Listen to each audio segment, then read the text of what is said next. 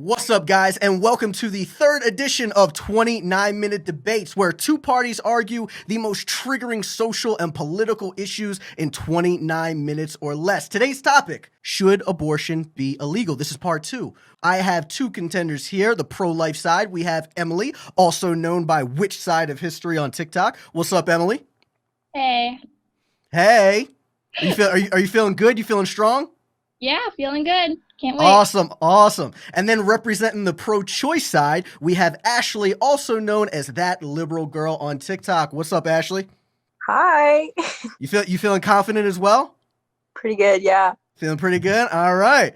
So let me tell you before we get started how this is going to break down. So each of you will get 3 minutes to present your opening statements. After this, we will have 4 rounds of rebuttals, 2 minutes each.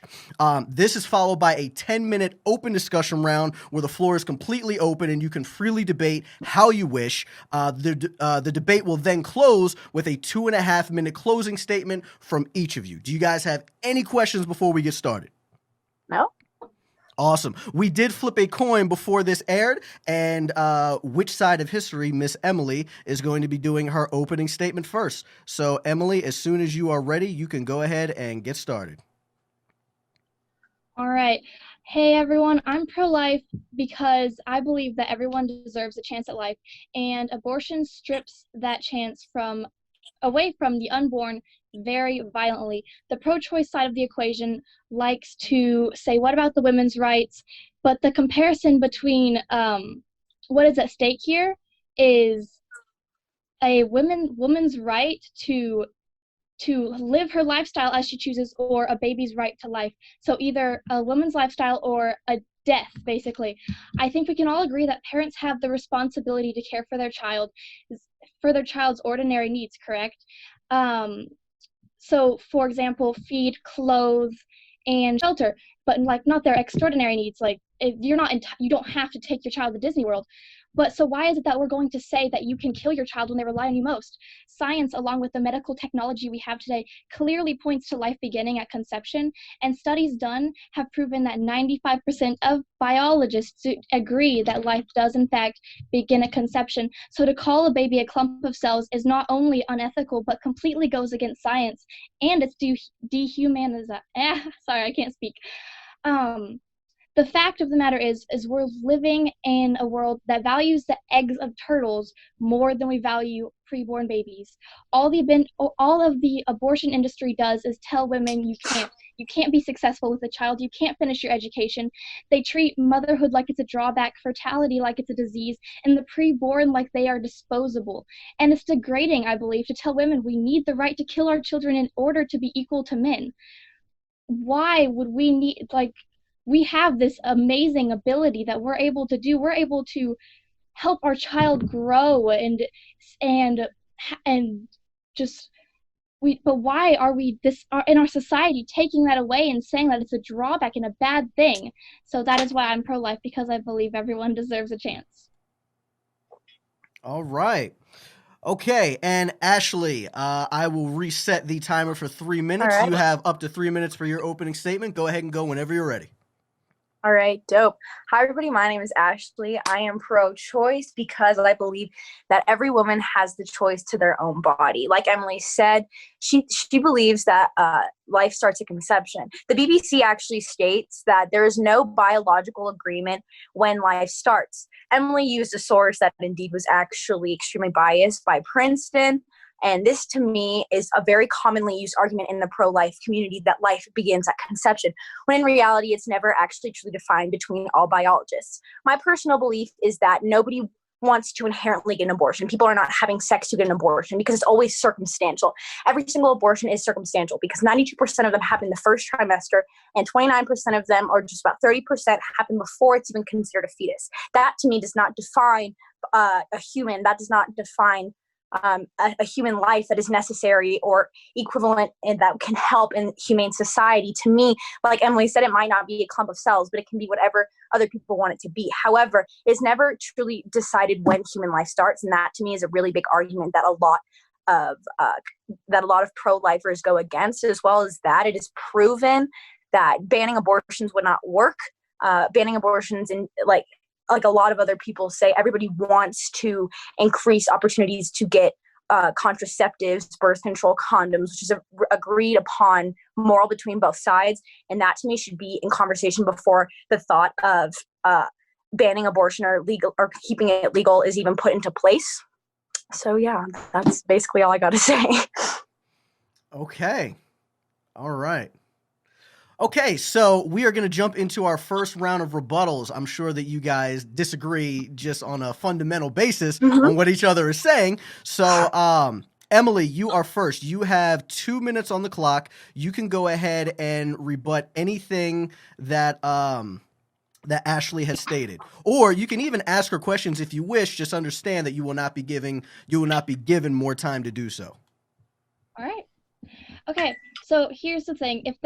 So many scientists do in fact believe, I don't believe that's an unbiased, or I don't believe that is a biased source, the study from Princeton that I'm stating. However, the fact is, if there is an uncertainty about when human life does begin, the benefit of the doubt should go towards preserving life. And why would we all think that abortion is okay when, if you look at with all the medical technology, you literally cannot deny that the baby in the womb is growing and alive. So, for example, we have studies from, say, the British Heart Organization that says, British Heart Foundation that says 16 to 22 days they have a heartbeat. And there's been studies done that show that they can feel pain as early as 12 weeks and even sooner by other sources. A study done by Stuart Derbyshire and John Bachman proves that. And there's all these different studies, and the National Institute of Biomedical Imaging and Bioengineering shows brain activity at 5 to 6 weeks. They're undeniably human, so why are we denying them personhood and saying that they're less than and that women should have a choice to kill them? So yeah. Okay. All right. Miss Ashley, you have 2 minutes on your clock for your first rebuttal. All right, dope. So first off, that Princeton study has actually been proven biased. It literally says pro-life in the website title of the page. That to me specifically is a biased source. You cannot take a biased source and use it as factual evidence. In my personal opinion, you can have whatever opinion you would like. Also, a couple of other things. I would like to compare like properties of life. Like for me personally, I cannot compare myself with working organs, working tissue, working every single part of my body working individually compared to a first trimester embryo, which again, you said they are growing, they are developing. There's no doubt about that. If you deny that, then that's just plain silly. But the biggest thing about that is there are a lot of common misconceptions as to when there is actually brain activity, when an embryo or a fetus can feel pain. And like you said, at 12 weeks, you assume that they can feel pain, which is actually inherently false. Neural circuits are actually what develop at 12 weeks, which if you want to know, neural circuits are what happens. So say I go like this, a neural circuit is sending a receipt to the back of my spine, into my head, to the dorsal inferior, I think it's called the dorsal posterior insula, which is the part of your body that feels pain. And that is actually only developed until about 22 to 24 weeks. So inherently cannot feel pain. So yeah. Okay. All right. Okay, so you have 2 minutes. Emily, you have 2 minutes for your next rebuttal. Go ahead and get started whenever you're ready. Okay, so even if a baby cannot feel pain as early as 12 weeks, which the study does in fact show, even if that, why are they less deserving of life than, say, you or I? Because stage of development is not what determines our humanity, and they are a person, they are a living human being. So why are we saying they have less value than the mother? The mother would have to go through 9 months of changing her lifestyle, but a baby would miss out on their entire life if she were to proceed with an abortion, which kills them. And I'm asking a question, so yeah, you can go ahead and answer, Ashley. Well, are you just asking about like like why I personally think an embryo, can you like repeat your question just so I can like get it more like specifically in my head? Sorry, I was like writing it down as you wrote it. So a mother is going to have to change her lifestyle for 9 months after she has made the choice to participate in procreative activity, which everyone knows can result in the birth of a child, in the creation of a child. So why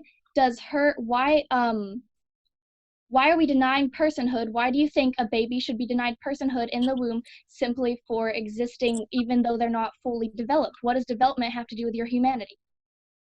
So first of all, I'd like to say you're acting like all sex is consensual. Did you know that actually 80% of rapes in the United States are unreported? So even knowing the stat of how many abortions happen because of rape is completely unknown.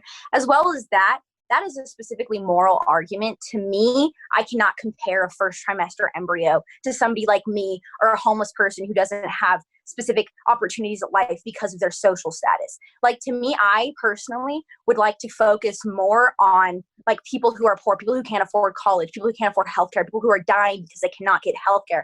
That is a completely moral argument. To you specifically, you value a first trimester embryo just as much as you value anything else, which is it's a very common argument between the pro-life community because it is just an argument of morals. Like, for me, I moral all of these other people more than I value an embryo. Okay. I don't know if you said anything. Sorry. And Ashley, you have 2 minutes on the clock for your last rebuttal. All right, dope.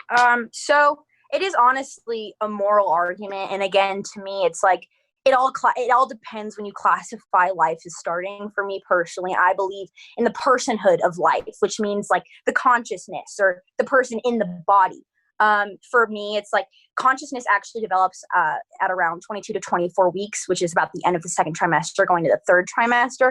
That to me is the value of life, the person in the body. And if somebody might be brain dead in a coma, it's that there is no personhood there. I think we can all agree with that because that choice, again, is put in the family to see if they want to pull the plug. And for me, like, that is just a moral argument. And honestly, I would actually want to ask you a question. Do you value, if you are saying that you value all life, do you support Medicare for all? Are you like anti-death penalty? Just like a general question. It's like not really according to abortion, but I want to know. Medicare for all, I think if we were to capitalize the medical industry, it would work better, because if you look at other countries in which they have free Medicare for all, it doesn't work. So it doesn't work well, and there's so many issues with that. That's an entirely different argument. And then for the death penalty, I mean, I don't believe we can actually compare innocent human life to a mass murderer. However, I don't personally believe that the death penalty is a good thing to have. All right, dope. So what you said about it's not working, that's inherently untrue. If you look at France, there was a family who actually left the hospital with a pair of twins that paid just about 19 euros. And in the US, for pre-maternal twins, it would be just about $20,000. That is crazy to me. That is just a moral argument only because you are saying that you value the equality of life between all stages, but then don't value the general health of the public. All right. Okay. All right. So I'm going to set this up to 10 minutes. You guys are going to be free to openly debate, ask questions, interrupt each other, whatever you guys need to do. But let me go ahead and set this to 10. And and you guys are good to go. All right, I'll say my first point, which I think we both can agree on, is the easier access to contraceptives, right? Yes. Yes. So here it says that if we provide birth control to women with no financial cost, unplanned pregnancies and cuts of abortion rates would range from about 62% to 78%. So would you support people getting free contraceptives? Depending on how we were to put that into motion, then yes. All right. Do you think that we should do that before even mentioning banning abortion, or do you think we should ban abortion? No, because of the fact that abortion is taking a human life every time. So why should we focus more on anything when people are always like, why don't you fix this and that and this before you try and fix women killing their children? Because every day thousands of babies are dying. Okay. By abortion, thousands of babies, and many of them can feel pain, and that is a problem that needs fixing immediately. And yes, we need to improve other systems in our society, but we can't just continue to kill children while we're waiting to fix other things. Also, you mentioned personhood, and so personhood is defined as the membership of being a human, being a part of the human species. So not by stage of development, and not by what you contribute to society. And so why is it that you think that they are not a person? Well, you can define personhood as what it is in the dictionary, but my belief is like the soul behind the person, the consciousness, the ability to understand what is happening around you. That to me defines characteristics of a human. Like if my dad didn't have a consciousness, he would not be my father. And like if you didn't have a consciousness, you would not be you.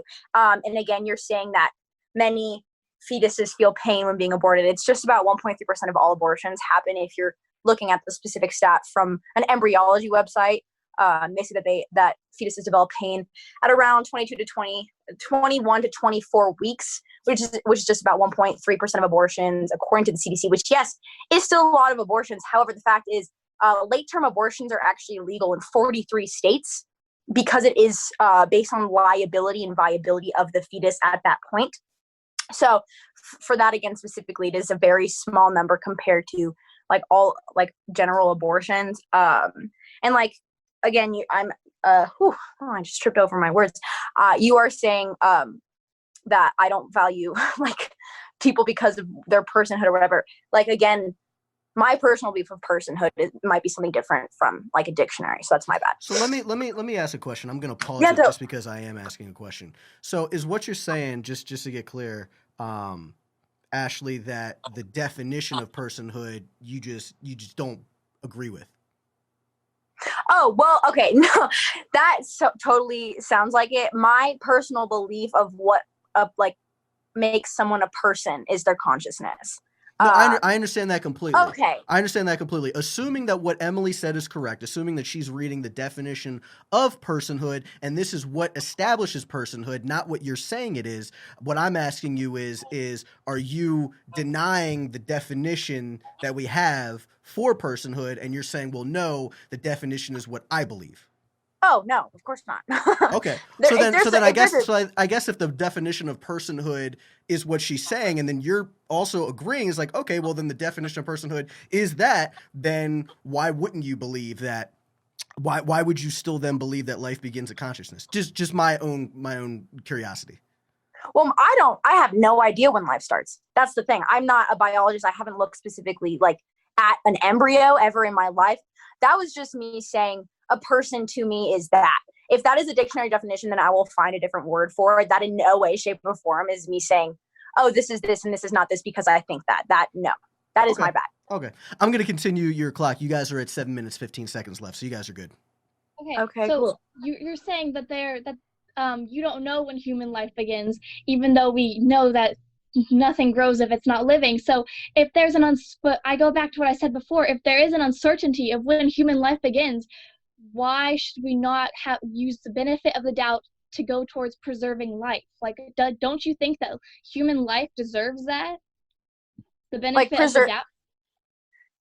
Well, again, I will say this until I die. If there is not a specific definition for when life starts, my opinion on it will not change. Like that to me, if saying, oh, it's the benefit of the doubt, literally the BBC, an extremely unbiased source, has said that biologists have no defining agreement between when life starts. And like that is, again, like it's a moral argument because my personal opinion on it is not your personal opinion on it. So I don't really understand why we would be arguing that because we're not going to come to consensus on it because of how different our morals are on the situation. So I would like to point out the entire abortion argument is based on morals one way or another. Your either lack of or depending on what side of the point you're on.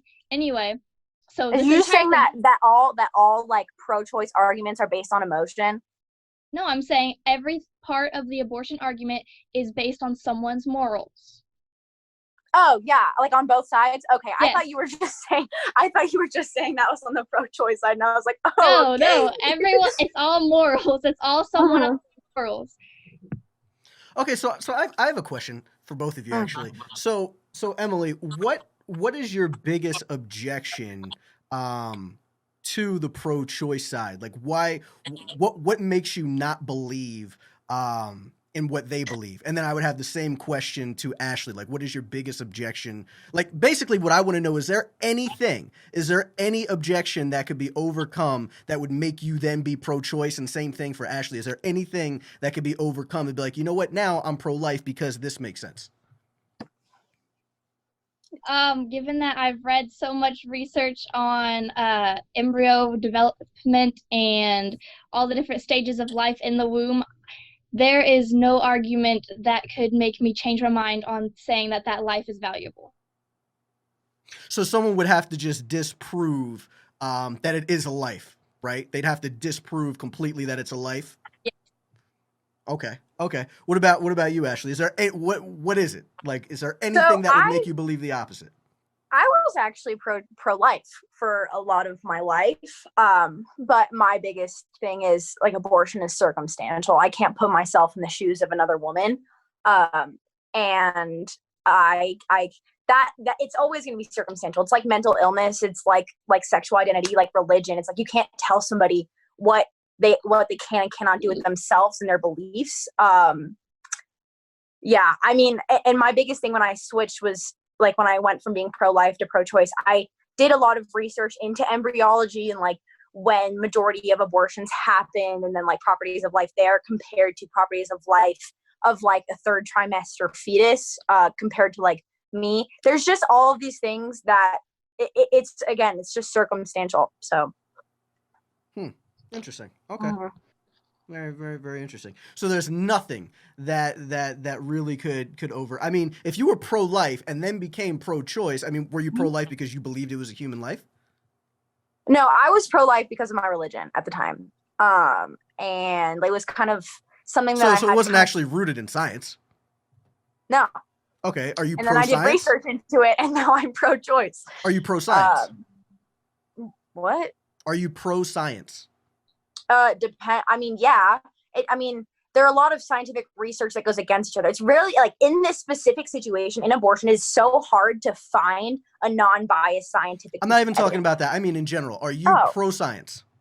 Yeah. If scientists, if the majority of, let's say scientists agree on something, do you tend to believe what they're saying? Yes. I mean, it's circumstantial. I understand, but you would typically agree. Okay. So if there was some kind of study out there or some kind of something that you just saw that said, oh shit, like, these amount of scientists believe that this is a baby. Let's not even say human life. Let's not say personhood. They come out with an article tomorrow that says this is a baby at conception. Would you be inclined to believe it?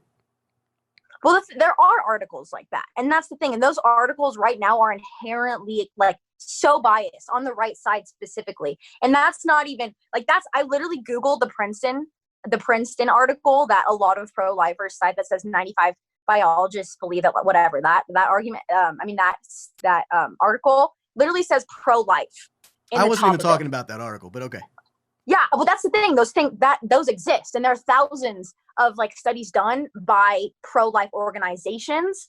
And then, like, on the pro-choice side, there are all these other studies. So it's hard to find a common median. If one day, maybe, like, every single biologist in the country, not biasly, and the questions were asked specifically non-biasly, and they all said that there is similar and almost exact components of life in a first trimester embryo than you and me, then yes.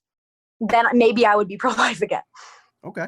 So we have about a minute and a half left. If you guys aren't going to do a free for all, I'm just going to ask you another question. So, so what do you guys both think of 9-month late term abortions? It's illegal. Not happen at all.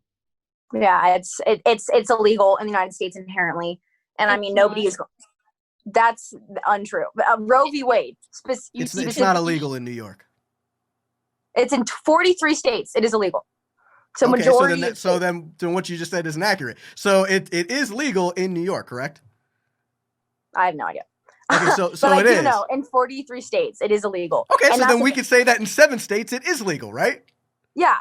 Okay. Yeah, so what do you think of that? Do you think that it's okay or it's not okay?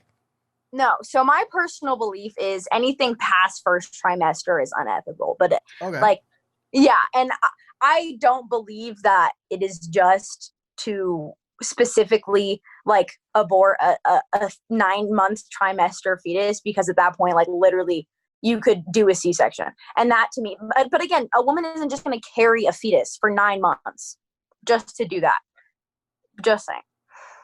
What do you think, Emily? I think that you would be surprised. It's legal for a reason.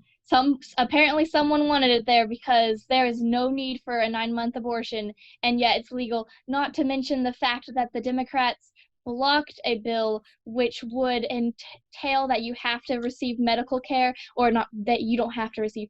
If a baby is born from a botched abortion, the abortionist can leave it to die on a table. There was a bill proposed that would ensure that they received medical care.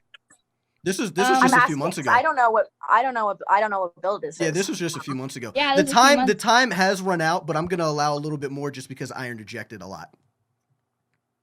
All right. So would you agree that the baby in the womb is human? Well, okay. Well, I have a question. I want to know what bill that is. Yeah, hold on. Yeah, she's asking about the bill. So I can even touch on that. So a few months ago, there was a bill, basically when this whole late-term abortion thing, which is legitimate, it is legal in New York. You can look that up. So it was passed in New York, and then, which was crazy, because also most Democrats don't actually believe in late-term abortions. But a lot of Democrats or at least the amount that they needed in New York do. So anyway, so they passed this late-term abortion thing, which was crazy. Or I'm not going to try and say, I'm trying to be as unbiased as possible in moderating. But anyway, so they passed that, right? Then Republicans came out and said, okay, so if you're going to have late-term abortions, then let's do this. If there is a botched abortion at a late term, if there's a botched late-term abortion and the baby comes out alive, not dead like it's supposed to be, then you cannot leave it to die. You need to allow it to live. And the Democrats blocked that bill. They said, no, we will allow it to die. We're not going to be forced to save this child if it somehow is just alive after an abortion. Okay. I mean, on the table, literally on the table. Yeah. It's not like it's inside. It's like on the table.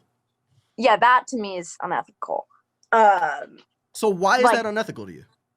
Because it's a fully formed fetus. There's a difference between, you can't compare properties of life to a fully formed fetus and a first trimester embryo. Actually, at that point, it wouldn't be considered a fetus, since fetus is a scientific term. It would be considered a newborn. Yeah, well, either, like, for me, if we were talking about specifically in that situation, yeah, if it is on, like, outside of the womb, then yes, it is a newborn. Okay, and so why do they matter?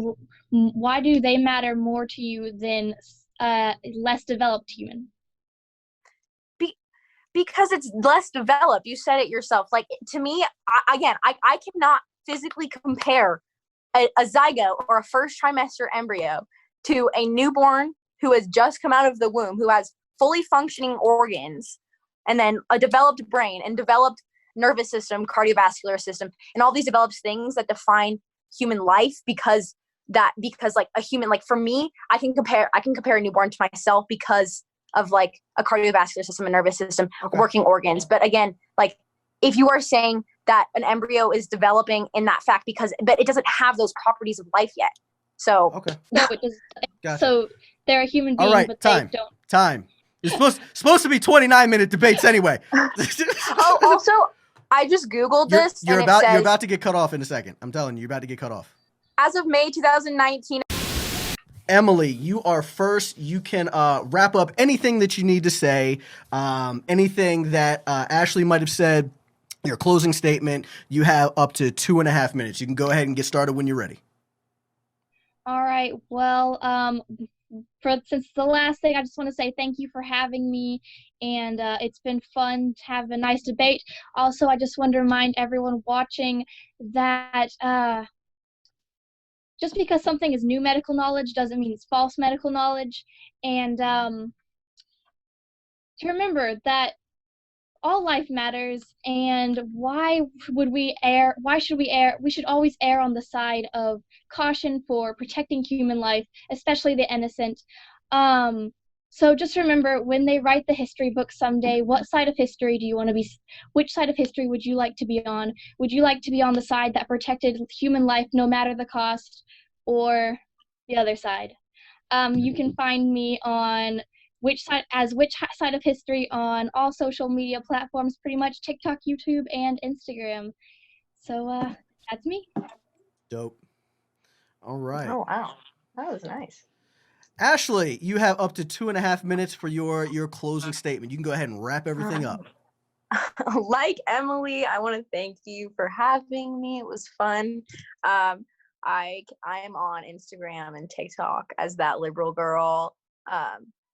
The winner writes the history book, so we'll see what happens. I'm intrigued. That's an interesting little sentiment that you got going on there. I like it. Like anything, again, what she said, new medical knowledge shouldn't be passed up. Take in fact that everything that you see on the internet might be wrong, might be biased, like a lot of sources. Yeah. Thank you. I'm not really sure what to say. Awesome. I want to know what everybody thought at home. What did you think? Who had the better arguments? You can vote on who you think won on this Instagram. Really? Sorry. Yes, you can vote on who you believe won on our Instagram page. So just go ahead and search at 29 Minute Debates. Now, it will only be available for up to 24 hours after this airs. So make sure that you act quickly. And if you enjoyed this debate and you want to hear more, then make sure that you follow us at Instagram and YouTube at 29 Minute Debates. Until next time.